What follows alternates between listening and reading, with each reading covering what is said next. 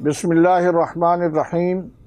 الصلاۃ والسلام علیک یا سیدی یا رسول اللہ وعلی آلک و اصحابک یا حبیب اللہ و خاتم النبیین۔ میں ہوں آپ کا میزبان سراج الدین امجدی، اور آپ دیکھ رہے ہیں ہر پیر کو LDN پر نشر ہونے والا اپنا پسندیدہ پروگرام ہیلتھ ڈائری۔ اللہ کریم سے امید ہے آپ جہاں بھی ہوں گے بخیر و عافیت ہوں گے۔ جن ناظرین نے اب تک چینل کو سبسکرائب نہیں کیا، وہ صحت کی سرکاری، نجی اور عالمی خبروں سے باخبر رہنے کے لیے پہلے چینل کو سبسکرائب ضرور فرما لیں، اور جن دوستوں نے چینل کو سبسکرائب کر لیا ان کا تہ دل سے شکریہ۔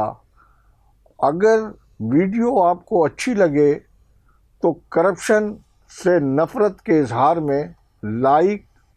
اور کمنٹ سیکشن میں اپنی قیمتی رائے کے ذریعے ہماری رہنمائی ضرور فرمائیں۔ ناظرین کرام، مہنگائی وہ بیماری ہے جو کرپشن کے بد نتائج کا ایک نتیجہ ہے، لیکن کرپشن وہ مہلک مرض ہے کہ اس کے جراثیم جب کسی معاشرے پر حملہ آور ہوتے ہیں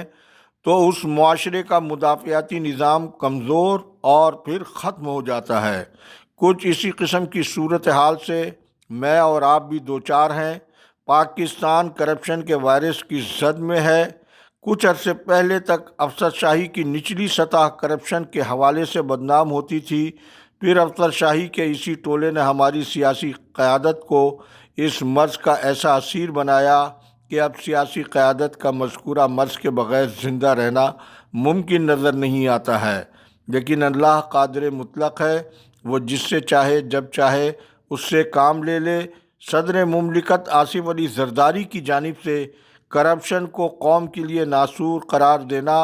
ملک میں جاری کرپشن کے جادو کے خلاف نعرہ قلندرانہ ہے، جس سے خود صدر مملکت کی پارٹی میں زلزلے کی سی کیفیت ہے تو سعید غنی سندھ کے صوبائی وزیر کو کرپشن کے نتیجے میں لندن میں ایک پاکستانی کی جانب سے جس صورتحال کا گزشتہ دنوں سامنا کرنا پڑا، سوشل میڈیا پر پوری قوم اس منظر کو دیکھ کر محفوظ ہو رہی ہے۔ صدر مملکت کے نعرہ مستانہ میں کرپشن پر وار اور شہادت کی تمنا کے اظہار نے تو ایسی صورتحال برپا کی ہے کہ شاعر مومن خان مومن کے مطابق کہتے ہیں تم کو ہوش نہیں اضطراب میں، کہتے ہیں تم کو ہوش نہیں اضطراب میں، سارے گلے تمام ہوئے ایک جواب میں، سارے گلے تمام ہوئے ایک جواب میں۔ ناظرین کرام، وہاب اللہ یوسفانی، شیر محمد چانیو محکمہ سے سندھ کے وہ دو خلاف قانون گریڈ 17 کے افسران ہیں جو وقت بدلنے پر اللہ کے انصاف کی اپنے سروں پر لٹکتی تلواروں کا کسی بھی وقت شکار ہو سکتے ہیں۔ مروجہ قوانین کو اگر سامنے رکھا جائے تو بنیادی طور پر تو ان دونوں کی محکمہ صحت کی پہلی ملازمتوں کے بھی یہ حقدار نہیں ہیں، لیکن کل کے طاقتور سلیم بجاری آج کہاں ہیں جنہوں نے ان دو لوگوں کو قانون کے برعکس ترقیاں دلوانے کے لیے اپنے اختیارات کا غلط استعمال کر کے وقتی طور پر رقم تو سمیٹی، لیکن وہ ان کو استعمال بھی کر سکیں گے یا نہیں؟ پھر خیانت کے اس گندے کھیل میں سیکریٹری صحت ریحان اقبال بلوچ، جو عصر حاضر کے بے مثال والدین کے، مجھے یہ کہتے ہوئے ذاتی طور پر انتہائی دکھ ہو رہا ہے کہ وہ والدین کی تعلیمات سے بھٹک گئے ہیں۔ پھر سابق ایڈیشنل سیکریٹری مولا بخش شیخ اور سیکشن افسر ریاض احمد رک، جو ظلم، ناانصافی اور قومی خزانے کے لوٹ مار کے ان دونوں ملوث ملزمان وہاب اللہ یوسفانی، شیر محمد چانیوں کو حقداروں کا حق سلب کر کے انہیں مسلط کرنے کا بنیادی سبب بنے۔ یقین کو بیچ سکتا ہے، گماں کو بیچ سکتا ہے، مکر سکتا ہے خود سے اور ہاں کو بیچ سکتا ہے۔ پریشان ہو رہے ہو کیوں ترقی کے اسکینڈل پر؟ زمین کیا چیز ہے یہ محکمے کو بیچ سکتا ہے۔ ناظرین کرام، ہمیں یہ تو نہیں معلوم کہ سیکریٹری صحت سندھ ریحان اقبال بلوچ کب تک اپنے موجودہ منصب پر فائز رہیں گے بھی یا نہیں، کیونکہ محکمہ صحت کے ذمہ دار ذرائع کی جانب سے بتایا یہ جا رہا ہے کہ جو انہیں لے کر آئے تھے اور سندھ ہائی کورٹ کے حکم کے باوجود انہیں اب تک بچائے ہوئے تھے،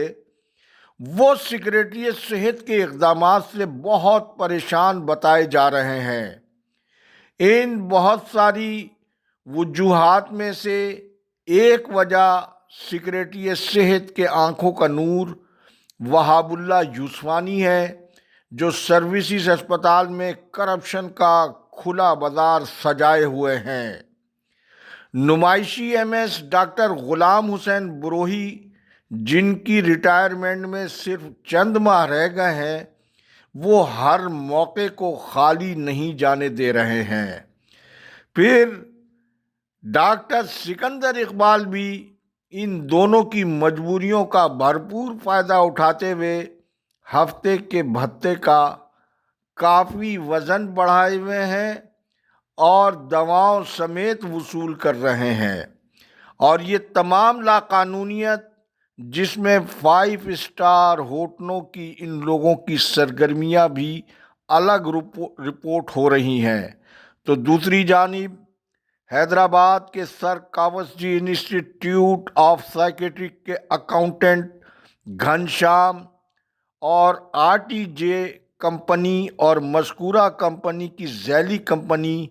SA انٹرپرائزز، جس کا حیدرآباد میں کوئی تجارتی دفتر موجود نہیں ہے، اور اس کے مالک قاضی حامد علی ہیں۔ پہلے آپ ہماری اسکرین پر ان کے FBR کے سرٹیفکیٹ کا عکس اور قاضی حامد علی کی تصویر ملاحظہ فرمائیں۔ آپ نے ایسے انٹرپرائزز کے مالک قاضی حامد علی کی تصویر ملاحظہ فرمائی۔ قاضی حامد علی کا محکمہ صحت کے افسروں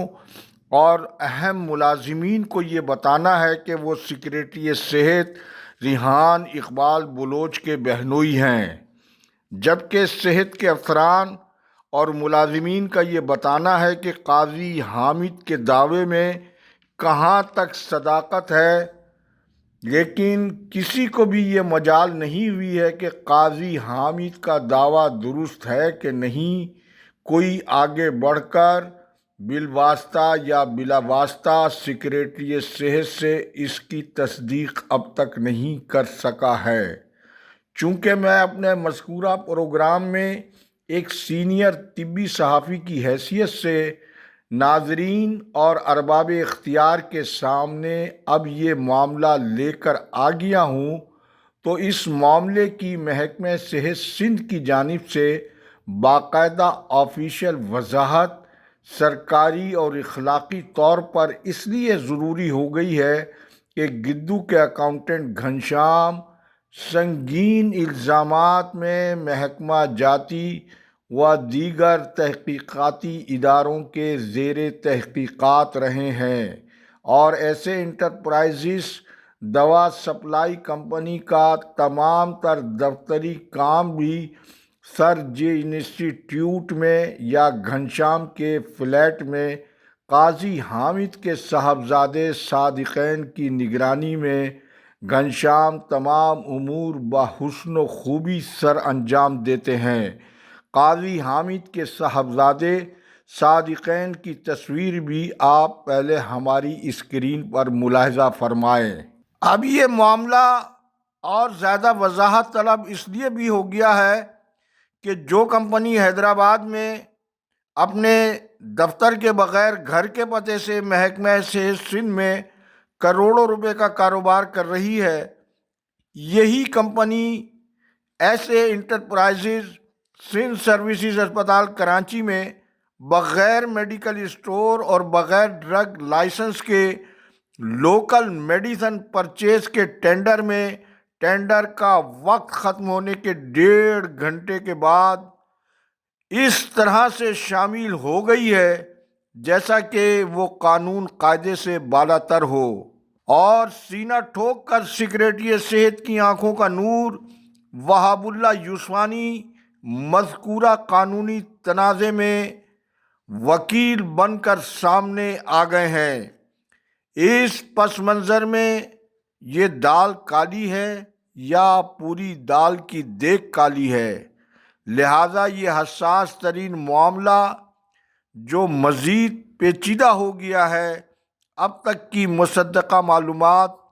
آپ کے اور ارباب اختیار کے سامنے پیش کر دیے کہ پہلے تو محکمہ صحت کے سرکاری ملازم محکمے میں ٹھیکے چلا رہے تھے، کیا اب سیکریٹری صحت بھی ان ٹھیکوں کی دوڑ میں خود شامل ہو گئے ہیں؟ آج تک کے لیے اتنا ہی، انشاءاللہ باقی کل۔ اللہ حافظ۔ پاکستان زندہ باد، کرپشن مردہ آباد، عوام و افواج پاکستان پائندہ باد۔